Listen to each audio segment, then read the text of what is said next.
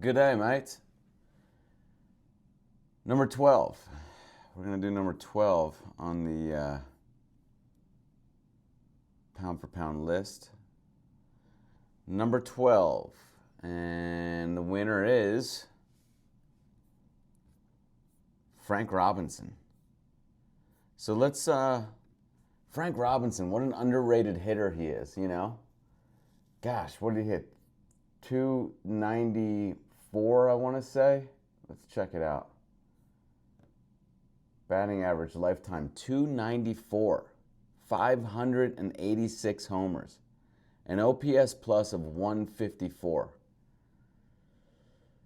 I mean, he's in the category of like, I don't know, he's not quite Mickey Mantle, not quite Mike Trout or Aaron Judge, but about the level of like a Frank Thomas. Better than Griffey. You know, 154 is up. I wonder how many people have that level of OPS plus and higher. It's got to be like, I don't know, not counting guys before like 1910. I would think maybe 15, 20 guys or something like that. So I mean that's an extremely high OPS plus. So let's see what else, what kind of years he had. Two MVP awards, a Rookie of the Year award. Led the league in. Wow, he won the Triple Crown when he won the MVP in 1966. 316 batting average. Led the league in runs, led the league in home runs with 49 and RBIs with 122. His first MVP was 1961. Interesting. That's the year Maris hit 61. And Mantle and Maris were in a battle for the MVP. So in the National League, Robinson won it with a 297 batting average and 37 homers. No, I'm sorry. I was looking at the year before. 323 batting average with 37 homers. So, I mean, just an unbelievable hitter. Batted right through right. And number 12 on the pound for pound list.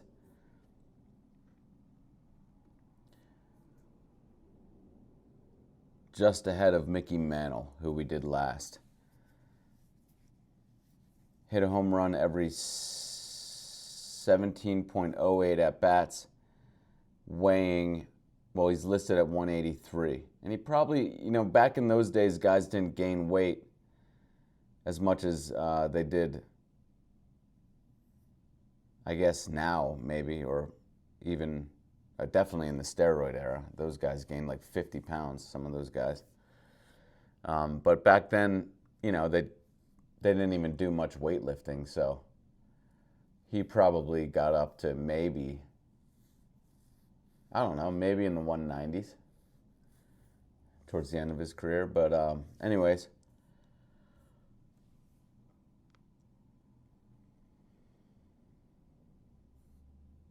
played from 56 to 76. Has a pound for pound score of 323. Anyways, let's take a look at his swing. You know, there's so much talk of don't pull off the ball. This talk, and you know, you see the guys doing the drills where they're like holding their hand here and hitting the ball. I get what you guys are saying. I get it. And I fell into this trap too. Thinking you don't want to rotate your shoulders, you want to throw your hands at the ball. Zero evidence that that's the case. Zero evidence when you look at the great pound for pound hitters.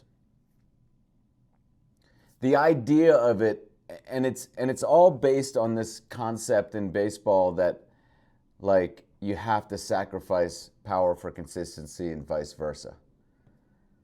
That idea fosters this notion that if we're doing things to decrease power, then we must be increasing consistency. Do you understand? So it's almost like people feel like there's an equal sign there. Like if we are decreasing power, we must be increasing consistency. I don't think that that's really true. Again, look at the best hit. Look at someone like Frank Robinson. Here's a guy who had high levels of consistency with high levels of power. Look at Lou Gehrig. Look at Babe Ruth. Look at, Willie Mays, Ted Williams. There is a way to hit for high levels of power and consistency. And that's what we should be shooting for. That's what good hitting really is. It's not one or the other. Never are the best hitters in the league like a slap hitter or just a home run hitter and with no consistency. The best hitters are always the ones who combine high levels of power and consistency. So that's what we should be shooting for when it comes to mechanics. And for some reason, like I said, this idea that if we're decreasing power, then we must be helping consistency is really a flawed understanding. One, I don't think it's even true. It's not the way you should be looking at it. You should be looking at it like, hey, there's a third way to hit, high levels of power and consistency. And there have been guys who have done that. Let's take a look at what they're doing and copy that. So this whole idea that you shouldn't throw your shoulders open, and even, like I said, doing drills where you're holding your hand here and then hitting a ball there. You see it all over the internet, all over social media.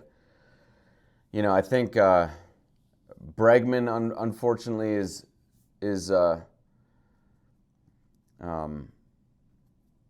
spreading that idea, with the whole flashlights on his shoulders thing. Look, another reason that they say that this is how you should swing is because you don't want to fly open, because then you'll be out in front of pitches. Well, I have news for you. You have to swing at some point. And swinging is going to require that you commit. I hate to say it. And by the way, even guys who try not to rotate their shoulders open, they still are committing. Your shoulders are really still kind of going open just as much anyways, for the most part. There's still a commitment. You're only fooling yourself thinking that if you swing in a way that feels like your shoulders are not opening, then, you get to bypass the commitment part of the swing. Now you never have to commit to a pitch. No, that's not the way it works. At some point, you're going to have to commit. And ironically, the people who throw their hands have to commit and try not to rotate their shoulders. They have to commit actually, or they actually end up making it more difficult for themselves, making themselves commit too early on pitches. They don't have any mechanism to wait on pitches. Once their hands go, it's like, it's hard to stop them, and they just flip, and especially the guys who these days are staying back on their back leg and just flipping at the ball. It gives you no adjustability. And this idea that if you pull your lead shoulder open, you're going to be pulling on everything. That's a myth too. So let's take a look at Robinson's swing here.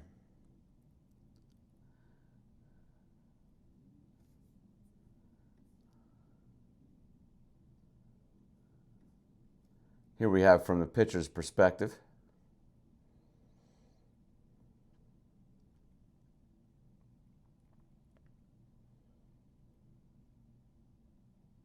Look how the barrel just drops down. His hands just drop too.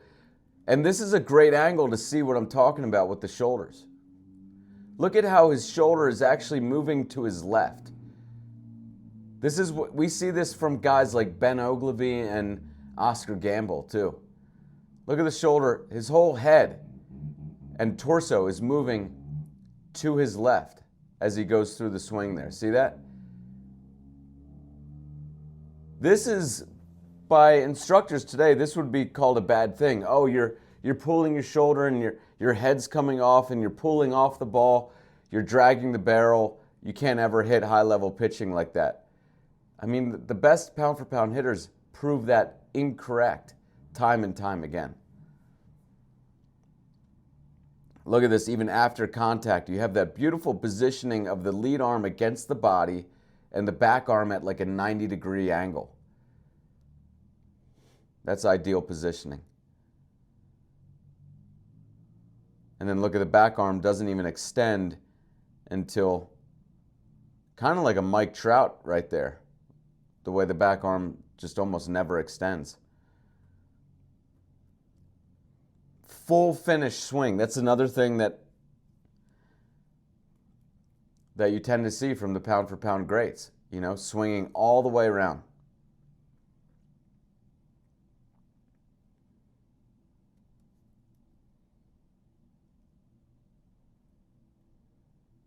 Look how low that bat is at this point.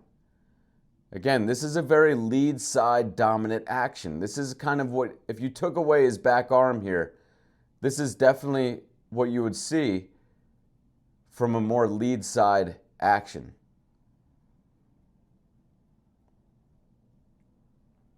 Nice and connected there at contact. The back arm probably at like a 90-degree angle.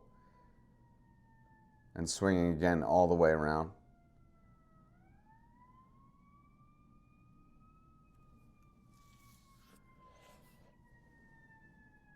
Look at that lead arm against the chest. Very straight and very compressed up against his chest there.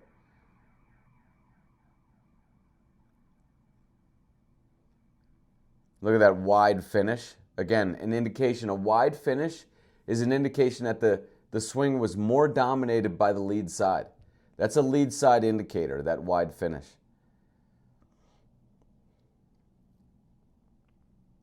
Look how open he steps. Again, you see this a lot from the pound-for-pound greats. I think we saw this from Mantle.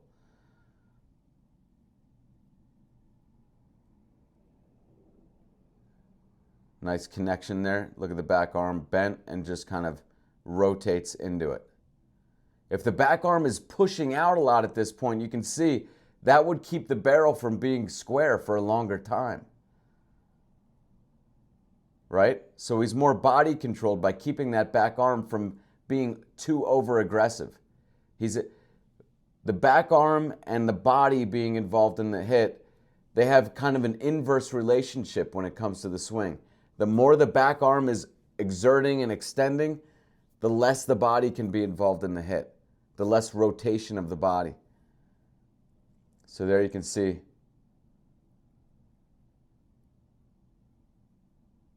very lead side dominated action right there. Again, if you took away his back arm, this would be very much what the positioning would look like if he was using just his lead arm.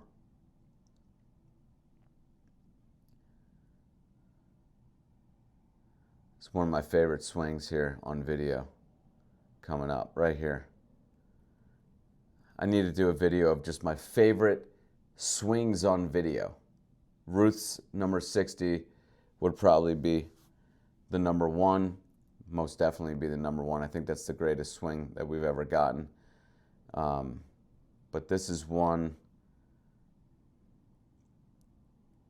This one actually we already saw with the lead arm nice and compressed up against the chest there.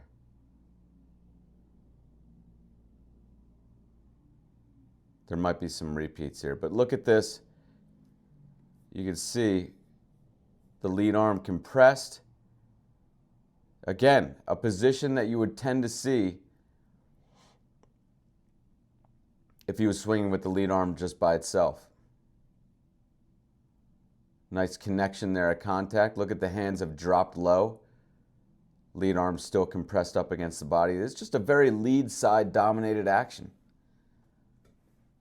I mean, guys, continue to swing with just your lead arm. Continue to do that. And pay attention to how you're moving. That's the big key. Play around with swinging with just the lead arm and then start to pay attention to what it looks like. Once you do that and you really have a good idea of how your body wants to move when it's only really utilizing the lead side to swing the bat, then you can add your back arm and try to follow that same structure. It's really that simple.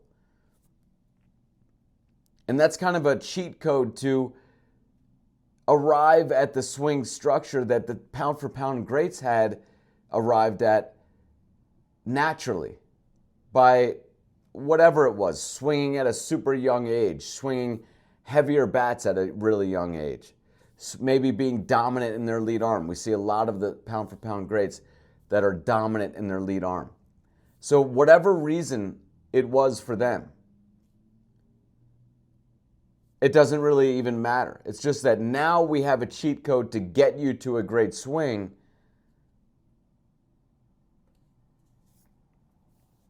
By kind of simulating the process that the pound for pound greats went through naturally in life to arrive at a great swing. But you're kind of condensing it into basically a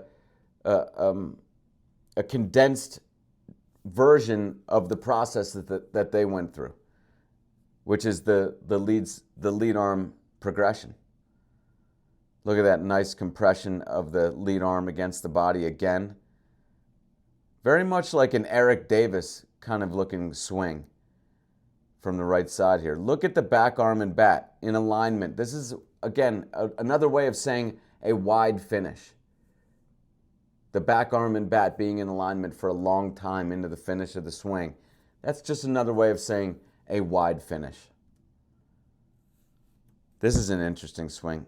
Look at his feet. He's going to step back and then step forward. This is something that may catch on at some point. Like, why not get a little stepping going back and forth? You know? I think it would help this generation, especially we're so stiff. We're so stuck in cement because of these pitching machines and because of this instruction that everyone's getting. That is basically just teaching people to be more stiff and robotic. You know, and that happens in many instructional landscapes in sports, where coaches just assume that better mechanics means more stiff and more confined. Actually, it's kind of the opposite in a way. Better mechanics are more fluid, more kind of loose and free. I mean, Ruth did this too. He did these many steps. He kind of did a step forward, though, with the back leg, and then a step forward with the lead leg as he was getting ready for the pitch. Either one. I mean, just get a little movement going. There's no problem with that. Look at that barrel just drop nice and flat. He had a pretty quiet backswing. Again, the backswing doesn't really matter that much. This is where the swing really starts to matter, right here. And he's doing it perfectly. Look at that. This is lead side dominant, folks. This is lead side dominant. The barrel has dropped. The lead arm has compressed. Now he's about to move into the more quick, faster part of the swing.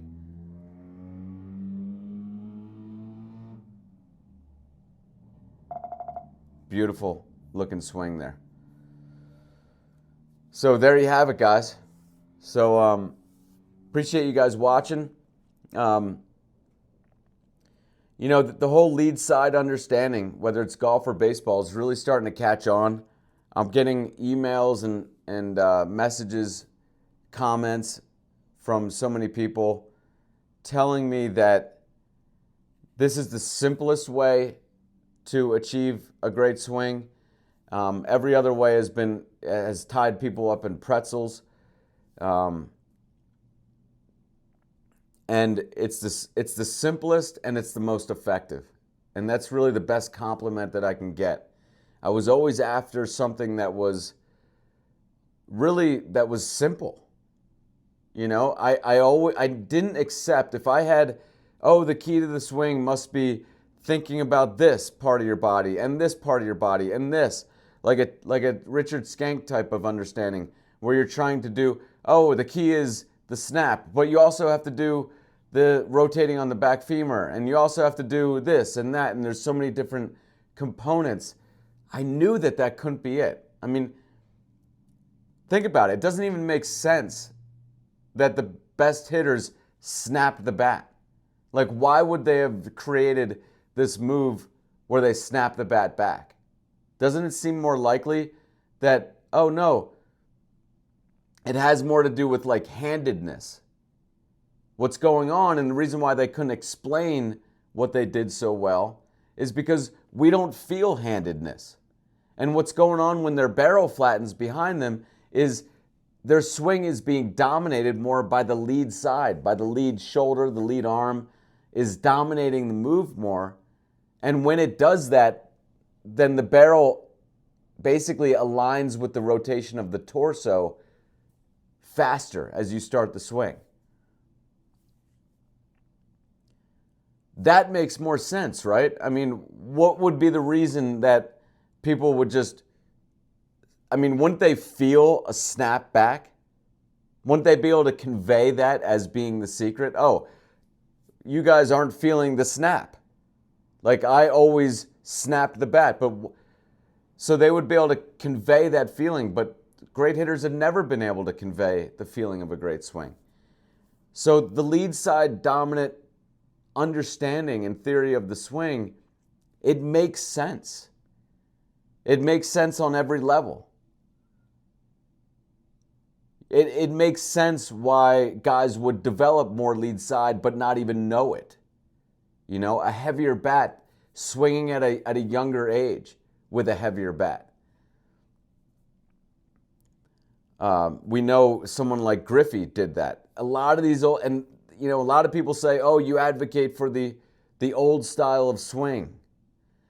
Yeah, well, I mean, only because the older guys, they grew up in the sandlots and they used more crude equipment. What, are you going to argue that crude equipment is not good for developing better mechanics? Of course it is. Of course your body's going to figure out a better swing if you have more crude, less forgiving equipment. Of course it is. Your body is forced to make up for what the equipment is not doing, right? And nowadays, look, I mean, bottom line is kids are just growing up with equipment that's much easier to hit the ball with. They're also spending less time just playing, which I think is a whole nother avenue we could go down. But yeah, so I think that the older guys did tend to utilize more lead side. And look, this is not really that abnormal. Oftentimes in a field, there's regression. Certain things get worse, and then they get better. Maybe, I always think of the example of typing. I would bet the best typers, and I know nothing about this, but I would bet the best typers probably existed somewhere around the 80s. It was probably the sweet spot for typing. Maybe the early 80s, just before the computers hit. But people had ample time with typewriters. Why? Because mistakes were a disaster with a typewriter. So people had to learn to type really well. And if you were typing fast with a typewriter, you were a good typer. Now, then came computers and autocorrect, and nowadays you don't even have to finish, you can write 2 letters and the computer finishes for you, just hit a space bar. And so, I mean, typing has regressed probably since the early 80s or whenever the sweet spot was. But I'm just guessing there was probably a sweet spot. And maybe we'll never get good at typing again. Maybe we'll never have to. We'll just speak our words into something or think our words into something. Nevertheless, we're still swinging a bat with a wooden bat to hit a pitched baseball. And look, I think that the more crude equipment, how can you argue? And the absence of teaching the swing. I mean, I think it's pretty apparent, to me at least, and this is funny coming from someone who teaches the swing, but I think teaching the swing has been a disaster. I really think it's the main reason why we are losing to countries with a fraction of the population we have, 1, and 2, they didn't even invent the sport. The sport was invented by us. Don't you guys find that, isn't that, there's got to be a reason for that. And lo and behold, you look at some of these countries, Dominican Republic, Puerto Rico, Mexico, these guys are keeping up with us in the World Baseball Classic. And what do? They haven't stopped sandlot ball. At least that is, I'm starting to see them doing more of what we're doing with the instruction.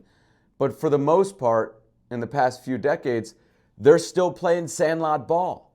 The secret is sandlot ball. The secret is letting kids play with crude equipment. They'll be okay. They'll be okay without the $400 bat.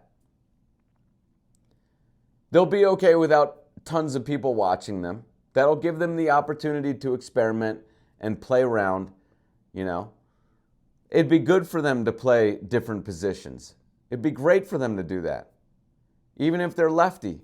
Ruth played shortstop a lot, even in the pros, when he first started out. He played catcher, we all know that. He played catcher at St. Mary's as a lefty. Guess what? He wore a lefty glove on his right hand. That's how he played catcher. Or sometimes he would wear it on his left hand and then take it off and throw the ball. This stuff is good, It really is. The more crude equipment makes your movements more valuable. So, thank you guys again for the feedback. I really appreciate you guys supporting my work the past few years. It looks like I'll be opening up a facility real soon, and I never could do that without the support that I've gotten online. So I'm really excited about that. If there's anyone out there who, has any insight as far as opening a facility, please let me know in the comments. It's something I've never done before. I've worked at facilities. I've used space at certain facilities, but I have not actually had my own facility. I've shared space with other coaches, and I've obviously worked at facilities quite a bit, but this will be my own, and I'm really excited about that. And hopefully many of you can come out to visit and check it out. But anyways, it'll be in Reno, Nevada. And thank you guys. Check out my website, theswingmechanic.com, for my books, my training aids, and I'll see you guys next week.